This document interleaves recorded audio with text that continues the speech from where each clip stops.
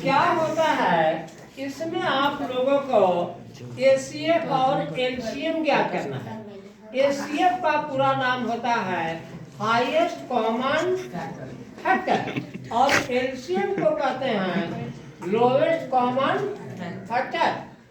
ACF का हिंदी होगा महत्तम समापवर्तक, जिसे संकेत में मासा कहते हैं, और एलसीएम का हिंदी होता है लसा, जिसको हम लसा के द्वारा सूचित करते हैं।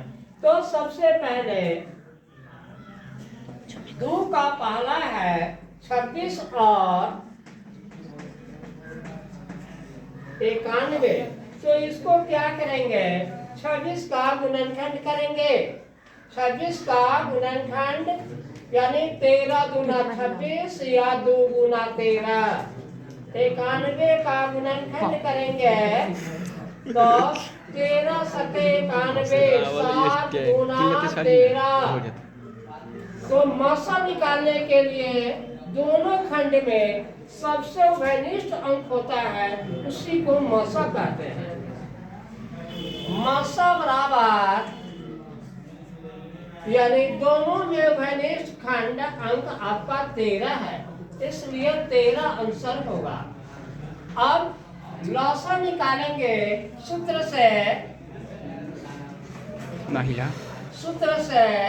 लसा बराबर पहली संख्या गुना दूसरी संख्या।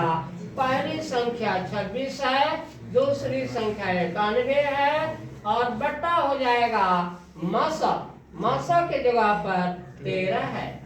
13 सते 91, यही गुना करेंगे। 7 6 42 के 2 हासिल 4, और 7 दूना 14, 4 18। यही आपका लसा हुआ। अब जांच करेंगे। जांच करने के लिए आप सभी जानते हैं कि पहली संख्या गुना दूसरी संख्या बराबर लसा गुना मासा या मासा गुना लसा। तो जांच में लिखेंगे पहली संख्या गुना दूसरी संख्या बराबर पहली संख्या 26 है और दूसरी संख्या 91 है। इसे गुना करेंगे तो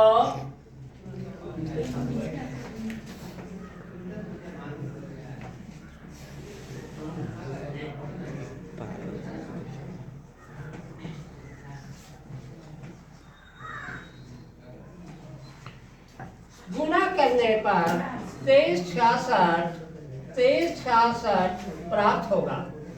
अब इतना ही आपको लसा गुना मौसा में प्राप्त करना है। तो लसा गुना मौसा, लसा आपको निकल गया है कितना, लसा का मान 182 और मौसा निकल गया है मौसा का मान 13।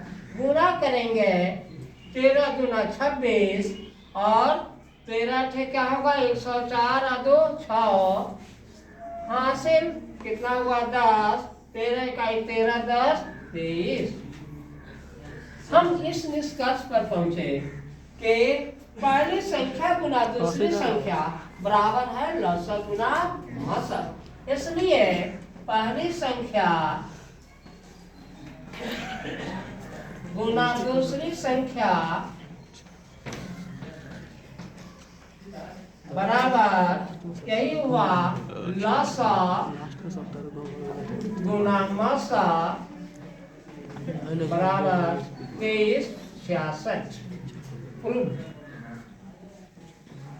घुमावे बहुत